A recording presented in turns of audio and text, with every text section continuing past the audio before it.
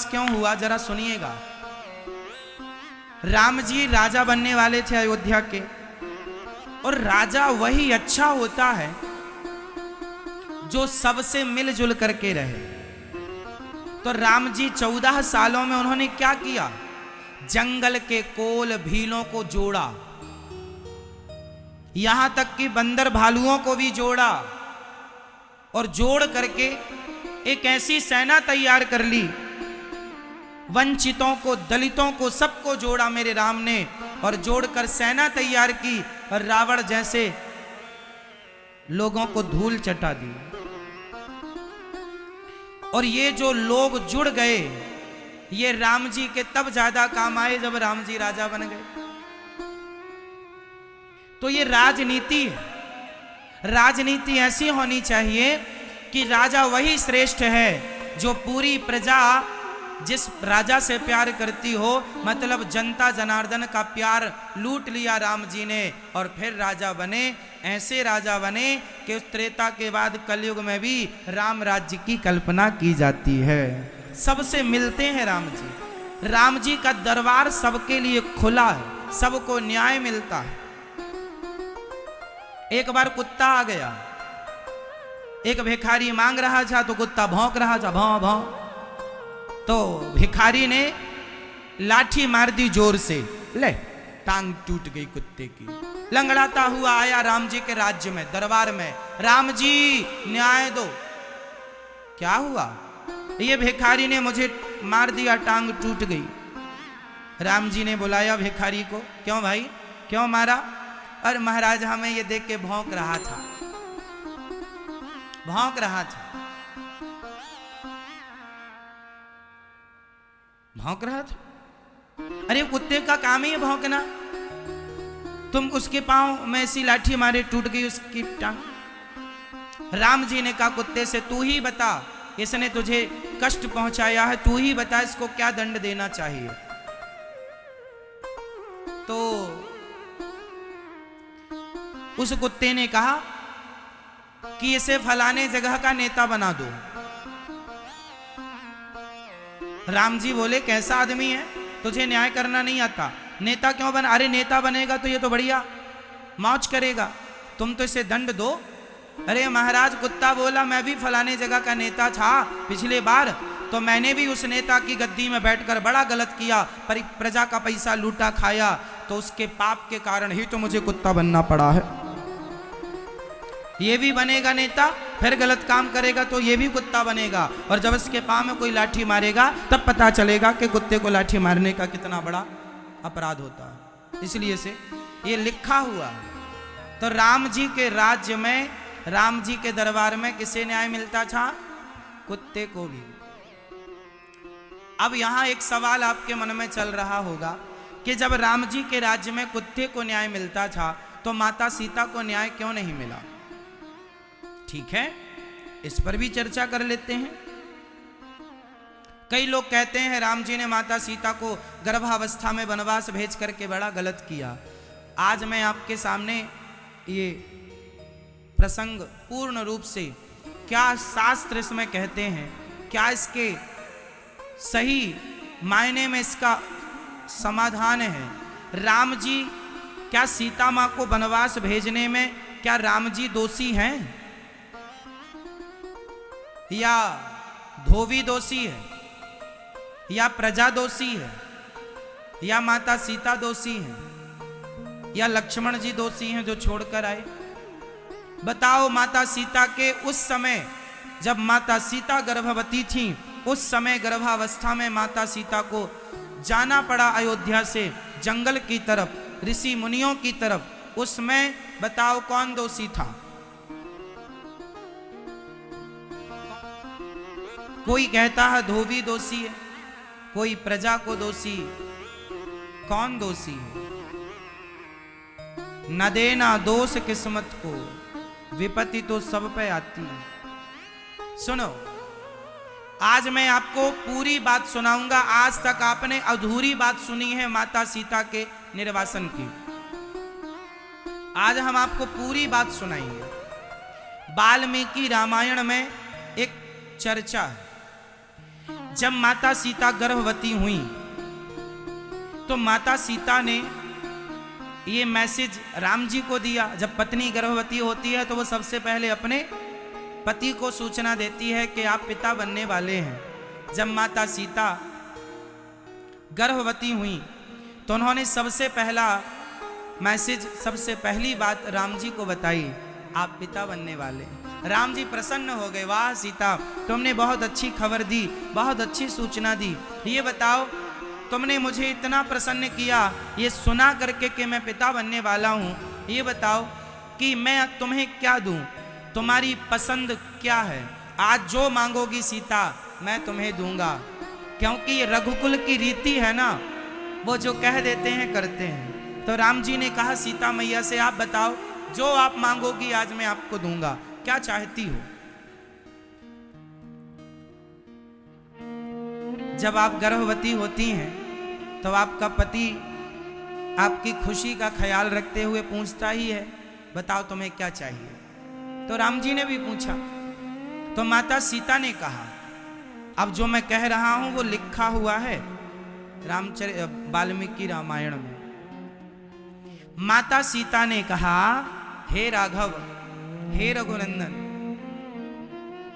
आप मुझे यदि देना चाहें तो बस इतना दीजिए, मेरी इच्छा है कि मैं अपने बच्चों को जन्म संतों की कुटिया में, संतों के बीच में दूं। मेरे बच्चों का जन्म इस राजमहल में ना हो, क्योंकि राजमहल के वातावरण में कहीं बच्चे बिगड़ ना जाएं। मैं संतों के बीच में बच्चों को जन्म देना चाहती हूँ, ताकि संतों वाले संस्कार बच्चों के भीतर बने रहें। मैं अपने बच्चों को महर्षियों के, साधु संतों के बीच में पढ़ाना लिखाना चाहती हूँ, उन्हीं के बीच में रखना चाहती हूँ। हे प्रभु, मुझे संतों के बीच में जाने की अनुमति दीजिए। ऐसा कौन कह रहा है?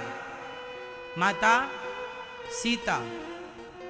अब पत्नी की इच्छा है कि वो बच्चों को जन्म संतों की कुटिया पर दें, संतों की उपस्थिति में दें, संतों का वातावरण मिले।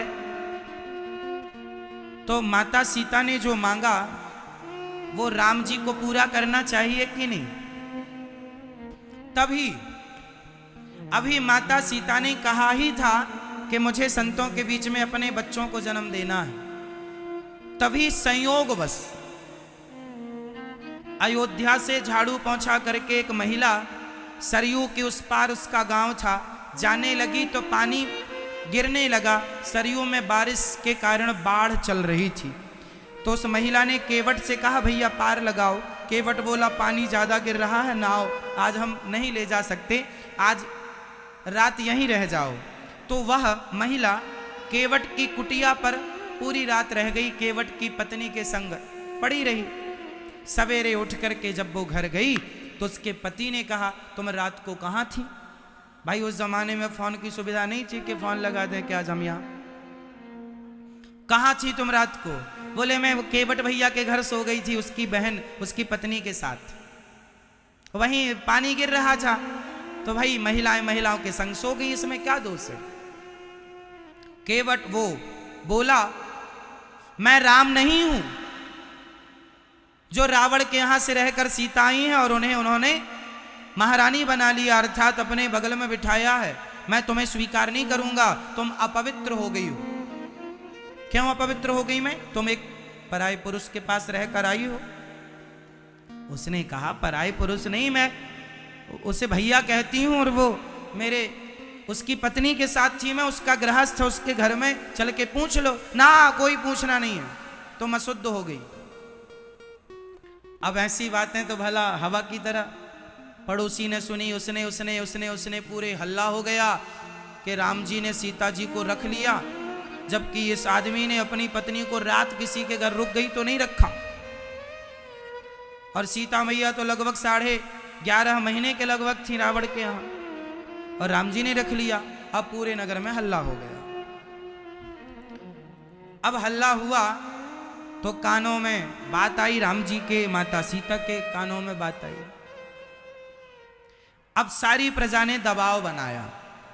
तो किसी ने कहा कि माता सीता ने तो अग्नि परीक्षा दी है, तो लोगों ने कहा अरे कोई हमारे सामने छोड़ी दी है, मतलब अब तुम सबके सामने वो दें। एक बात बताएं मेरी माँ, इस संसार में अग्नि परीक्षा से गुजरना ही पड़ता है, परीक्षाओं से गुजरना पड़ता है। माता सीता को भी परीक्षा से गुजरना पड़ा। बहुत लोगों ने कहा कि फिर से अग्नि परीक्षा होनी चाहिए, ये होना चाहिए, वो होना चाहिए, जितने मुंह उतनी बातें। सारी प्रजा में कानाफूसी चालू हो गई। राम जी के कानों में बात आई। भगवान राम ने समझ लिया कि इन्हें गलतफहमी हो गई। अब यदि राम जी एक अच्छे राजा हैं, तो राजा होने के नाते राम जी को प्रजा की बात माननी चाहिए या पत्नी की बात माननी चाहिए? बोलो, राजा का धर्म क्या है? क्या पत्नी की बात माने या प्रजा की? राजा के लिए प्रजा बड़ी होती है, और राम जी को पता था कि सीता पवित्र है। राम जी को यदि सीता पर संदेह होता तो राम जी उसी दिन त्याग देते जिस दिन रावण के पास से आई हैं। फिर इतने दिन संग में रख करके वह गर्भवती भी हो गई मां, फिर क्या जरूरत थी साथ में रखने की? यदि राम जी को संदेह था तो राम जी उसी दिन निकाल देते। इसका मतलब राम जी को माता सीता से आपत्ति नहीं थी, ये जमाने को आपत्ति थी। और माता सीता की भी इच्छा थी कि जाना है संतों के यहां, तो सीता मां की भी इच्छा थी और प्रजा की संयोग दो हो गए। तो राम जी ने लक्ष्मण जी से कहा जाओ संतों की कुटिया में छोड़ आओ। तो ले जाकर के लक्ष्मण जी ने महर्षि वाल्मीकि जी के आश्रम में छोड़ दिया। वाल्मीकि जी के आश्रम में माता सीता रहने लग गई। अब मैं एक बात आपसे फिर पूछूंगा यहां, बताओ, रावण ने माता सीता का हरण किया, रावण ने जिन माता सीता को चुराया, क्या वो माता सीता असली थी या परछाई थी? तो रावण ने जिन सीता को चुराया वो सीता कौन थी, और असली सीता उस समय कहां थी? बताओ, आप बताओ मैया। जिस रावण ने जिन सीता मैया को चुराया वो सीता मैया कौन थी?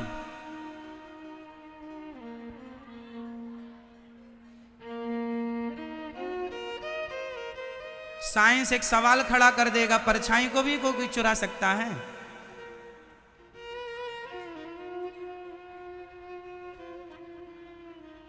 साइंस के हिसाब से परछाई को रावण ने चुराया, गलत। छाया सीता तो हम सब कहते हैं आध्यात्म जगत में, परंतु वो सीता कोई थी, उनका नाम था, हां, रावण ने जिन सीता को चुराया उन सीता का नाम था वेदवती। क्या नाम था? और जो असली सीता थी वह अग्नि में प्रवेश कर गई। असली सीता को भगवान राम ने अग्नि में प्रवेश करा दिया।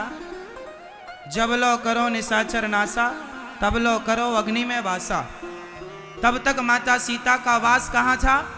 अग्नि में। माता सीता अग्नि में प्रवेश कर गई। और जो वेदवती थी, ये वेदवती कौन है? वेदवती ब्रह्मा जी की पुत्री। हिमालय में एक सरोवर, उस सरोवर में एक कमल का पुष्प था। सरोवर के तट पर माता वेदवती बैठ करके और तपस्या कर रही थी। संयोगवश एक दिन रावण वहां से गुजरा, तो रावण ने वेदवती को देखा। वो अग्नि की तरह तेजस्वी थी और सोने की तरह चमक रही थी, सुंदर थी। तो रावण तो स्त्री लंपट था ही, वेदवती को देखते ही उसके जीभ में पानी आ गया और वेदवती मां की तरफ वो बढ़ा और माता के केस बाल उसने स्पर्श किए। जैसे ही स्पर्श किया मां जाग गई तपस्या से। मूर्ख रावण, तूने मेरी तपस्या बिगाड़ी है, जा मैं तुझे श्राप देती हूं, तेरे विनाश का कारण मैं बनूंगी। तूने मेरी तपस्या बिगाड़ी, तेरा सर्वनाश होगा और कारण मैं होऊंगी। चरणों में गिर पड़ा, मां क्षमा कर दो, क्षमा कर दो। मां ने कहा, अच्छा तू क्षमा मांगता है तो जा, यदि मैंने कृपा दृष्टि से तेरी तरफ देख लिया तू अमर हो जाएगा। इसलिए रावण कहता है, एक बार बिलोकिमम ओरा, एक बार हमारी तरफ देख लीजिए। रावण वहां से आ गया। जब राम जी ने असली, अच्छा माता वेदवती तपस्या कर रही थी किसके लिए? भगवान को अपना पति के रूप में प्राप्त करने के लिए 10,000 वर्षों से तपस्या कर रही थी। वो राम को क्या चाहती थी अपने, वो भगवान को क्या चाहती थी अपने पति के रूप में। चलो अब तपस्या भंग हो गई है, अब माता रहने तो लगी पर पति के रूप में चाहती हैं। तो जब राम जी ने असली सीता मां को अग्नि में वास दिया तो अब सीता का अभिनय करे कौन? राम जी की पत्नी का रोल कौन करेगा? तो वेदवती मां की इच्छा थी कि मैं आपकी पत्नी बनना चाहती हूं। तो भगवान ने यहां पत्नी के रूप में वेदवती मां को स्थान दिया। तो रावण ने जिन माता सीता को चुराया था, अब आप लोग कहते हैं कि माता सीता सोने का मृग देख करके क्यों बोलने लगी, हमें सोने का मृग। क्या माता सीता को पता नहीं था कि सोने का मृग होते ही नहीं है? अरे वो असली सीता थोड़ी थी, सीता भी नकली थी। तो नकली मृग को देखकर मोहित हो गया तो आश्चर्य क्या है? सोने का मृग भी नकली था, सोने का मृग भी नकली था और माता सीता भी वहां दूसरी सीता, मतलब वेदवती माता सीता। अब वेदवती माता ने पहली बार सोना देखा तो उन्हें लगा कि ठीक है भाई, मिल जाए तो ठीक हो जाएगा काम। माताओं का ज्यादा रुझान सोने में होता है, तो नारी का स्वभाव कहां जाएगा? वेदवती मैया भी नारी है, तो सोने में वो सोने का मृग स्वभाव बस बोल दिया। राम जी गए, रावण आया, माता सीता को लेकर चला। रावण की ताकत क्या थी? माता सीता को उठा ले। पहले ये बताओ, जगत जननी है वो, रावण से उठती क्या? रावण से उठती क्या माता सीता? रावण ले गया माता सीता को। तो माता सीता को जब लेकर गया और राम जी ने जब रावण को मारा तो अशोक वाटिका से जब माता सीता आई तो राम जी ने अग्नि परीक्षा ली। आप उस समय क्या कहते हैं कि रावण के यहां से जब आई माता सीता तो उन्होंने क्या ली? अग्नि परीक्षा। वो अग्नि परीक्षा नहीं थी, वो माता सीता की वापसी थी। जब वेदवती माता अग्नि में जाने लगी तो वेदवती माता ने भगवान राम से कहा, हे प्रभु, मैं आपकी पत्नी तो बनी लेकिन मैं आपके स्पर्श से वंचित रही। मैं आपकी पत्नी तो बनी पर मैं आपके प्रेम से, भाई पत्नी को पति का जो प्रेम मिलना चाहिए वो रावण के यहां से आई और सीधा अग्नि में। तो राम जी का कोई ना प्रेम मिला ना कोई बात हुई।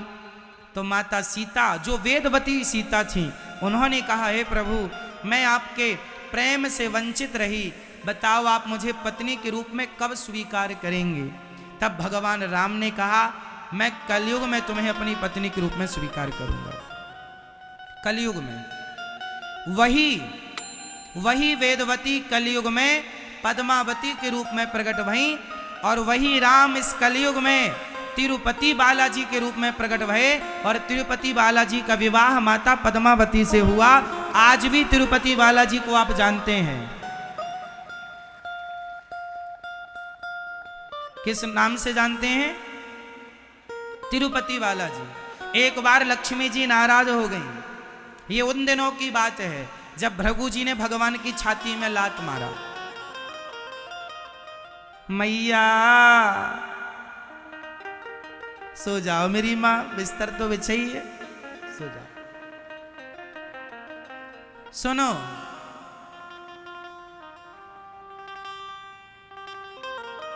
जब भृगु जी ने तिरुपति बालाजी किस पर्वत पर बैठे हैं? फटाफट पर्वत का नाम बताओ जोर से।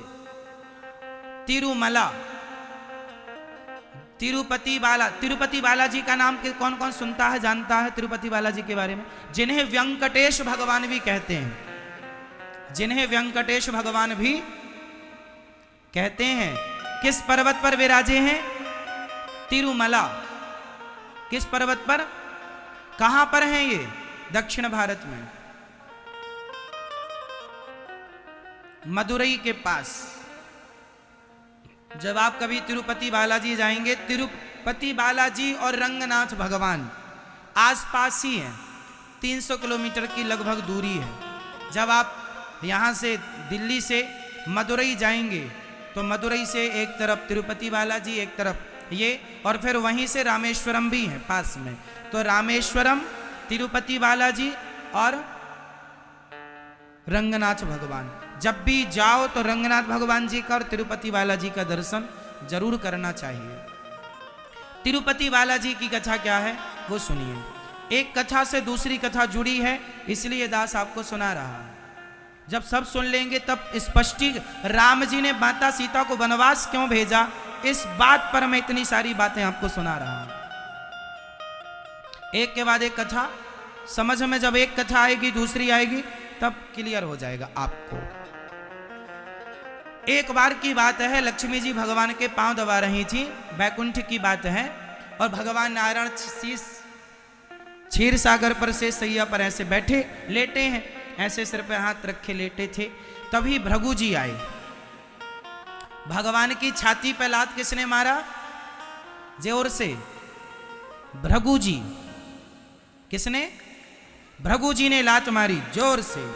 तो भगवान ने तुरंत उठकर भृगु जी के चरण पकड़ लिए, कहा महाराज मेरी छाती बड़ी कठोर है, आपके चरण बड़े कोमल हैं, कहीं आपके चरणों में चोट तो नहीं आ गई? भृगु जी पानी पानी हो गए। वाह महाराज, आप जैसा दयालु कौन होगा, लात मारने वाले को भी आप आदर दे रहे हैं। आज तक आपने देखा होगा अच्छा राधे राधे कृष्ण कृष्ण कृष्ण कृष्ण राधा श्याम राधा राधे कृष्ण राधे कृष्ण राधा श्याम श्याम राधे कृष्ण